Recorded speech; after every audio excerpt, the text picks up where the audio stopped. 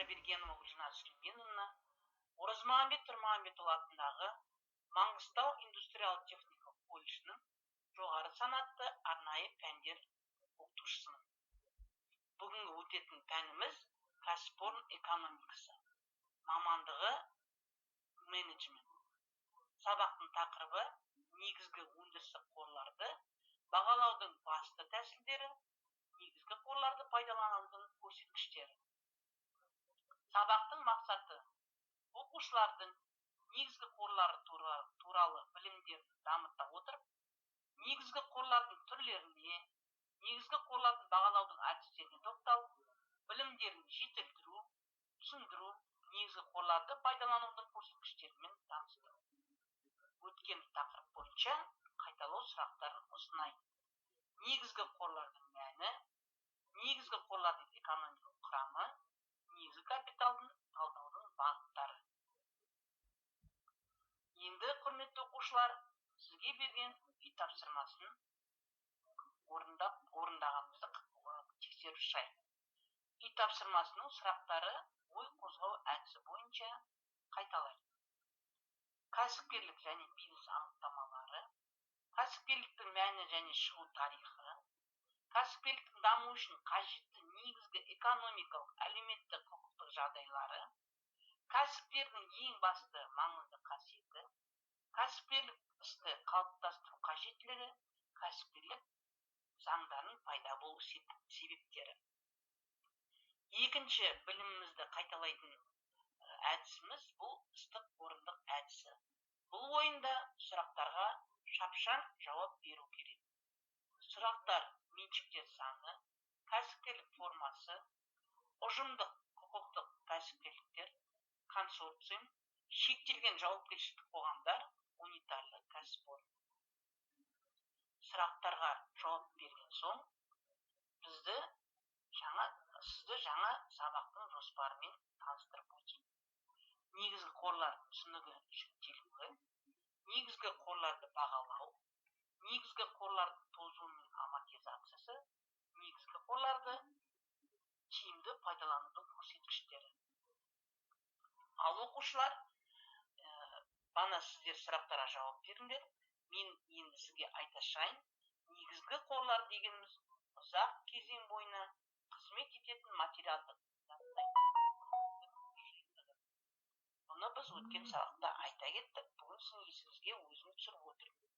Олар өндіріске қызмет көрсете отырып, өзінің табиғи нысанын сақтайды, өз құнын бір бөлігін жаңадан жасалған өнім мен көрсетілген қызметтерге көшіреді.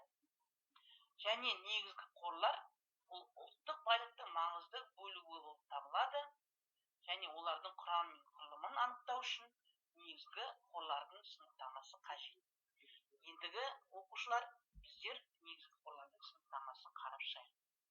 Негізгі қорлар келесі топқа бөлінеді.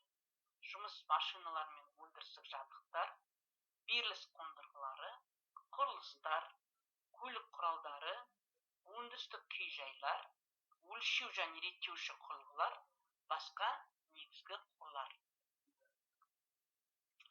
Енді жеке қарап шығайық әр топты. Жұмыс машиналары мен өндірістік жабдық. Негізгі қордың бұл тобы өндірістік техникалық дәрежесі мен ұйымдастыруын басқаларына қарағанда көбірек анықтайды. Келесі топ беріліс қондырғылары. Беріліс қондырғылары бұл жетектер, құбырлар, электр желілер.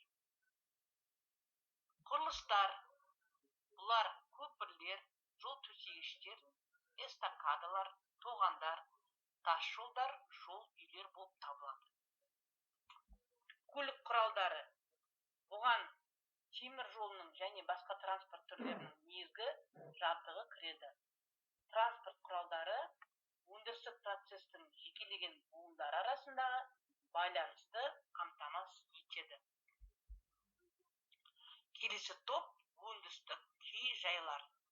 Өндірістік күй-жайлар бұл топқа ішкі құрылыстармен қоса негізгі және көмекші цехтар, лабораториялар, қоймалар кіреді. Келесі қажетті топ өлшеу және реттеуші құрылғылар.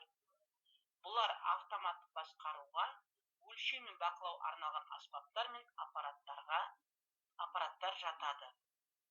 Бұны сіздер өздеріңізбен бірге сала бойынша арнайы пәндерден өтіп білесіз. Басқа негізгі қорларға өндірістік процеске арқылы қатысатын негізгі қорлар жатады. Енді оқушылар келесі жоспарымыздың сұрағына тоқтайық. Негізгі қорларды бағалаудың өндіріс процесіне ұзақ жылдар бойы қатысып тозуына байланысты, немесе осы уақыт аралығындағы қайта өндірудің жағдайына байланысты бірнеше түрлері болады. Олар негізгі қордың бастапқы құны, қорларды дайындауға, жинауға әкелуі кеткен шығындардың жиынтығы болып табылады. Негізгі қорларды бағалаудың өндіріс процесіне ұзақ олар қатысады деп айта кеттім. Негізгі өндірістік қорлардың құрылымына мынандай факторлар әсер етеді. Шығарылатын өнім түрі, оның жалпы көлемі, автоматтандыру және механикаландыру деңгейі, мамандандыру және бірлестіру деңгейі, кәсіпорынның орналасуының климаттық және географиялық жағдайлары. Негізгі қорлардың ақшалай бағалауы осындай келесі құндардан тұрады. Толық бастапқы құн, қалдық құны, қалпына келтіру құны. Енді әр құнды анықтайтын анықтамаларға тоқтайық. Толық бастапқы құнды басқаша баланстық құн деп айтуға болады. Негізгі қорды жасауға, сатып алуға және оны кәсіпорынға жеткізу шығындарының жиынтығы айтады. Оны мына формула бойынша есептейді. Міне ТПQ тең бастапқы құн жасауға және көлік шығындары, транспорт шығындары. Қалдық құны бұл негізгі қаржының толық бастапқы құнынан оның тозған құнын алып тастағанда қалған бөлігін айтады. Ол қашанда толық бастапқы құнынан төмен және толық бастапқы құнның өнімге көшпеген бөлігін көрсетеді. Оны мына формуламен анықтайды. Қалпына келтіру құны әр жылы шығарылған қордың бағаларын бір деңгейге келтіруін айтады. Енді оқушылар біз негізгі қорлардың тозу қасиеттерімен танысайық. Негізгі өндірістік қорлар табиғи және сапалық тозуға ұшырайды.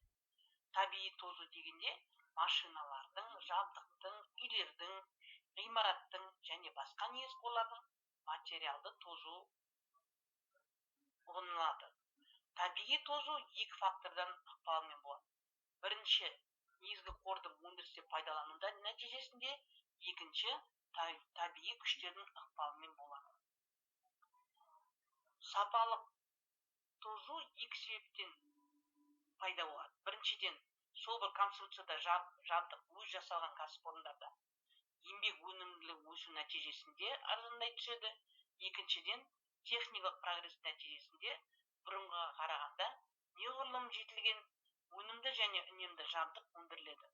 Осы себептен ескі жабдықты пайдалану тиімді болмай қалады.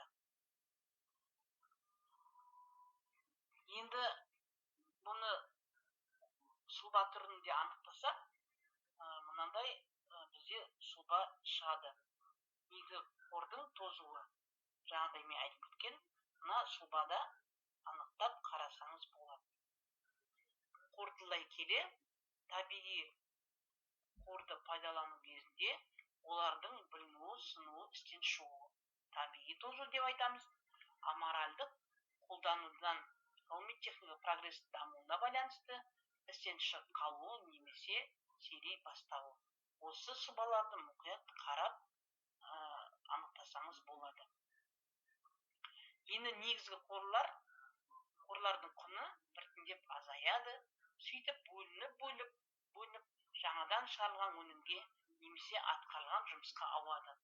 Олардың құнының бір бөлігін өнім шығаруға немесе атқарылатын жұмыстарға жұмсау арқылы негізгі қорлардың тозуын артық толтыру амортизация деп аталады.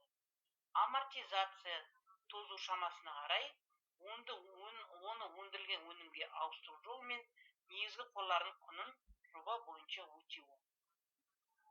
Негізгі өндірістік қорларды қолданудың көрсеткіштері 3 топқа бөлінеді.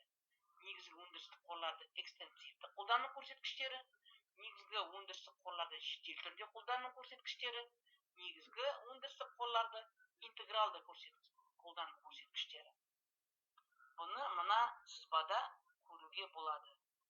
Негізгі қорлардың пайдалану тиімділігін сипаттайтын көрсеткіштер. Негізгі қорлардың ұдайы өндірісін талдау үшін келесі көрсеткіштер қолданылады. Бірінші көрсеткіш негізгі қорлардың өсімдік коэффициенті. Бұл жерде ТБ дегеніміз жабдықтардың толық бастапқы құны. Келесі формулада негізгі қорлардың өндірістен шығу коэффициенті. Оны мына төмендегі формуламен анықтайды.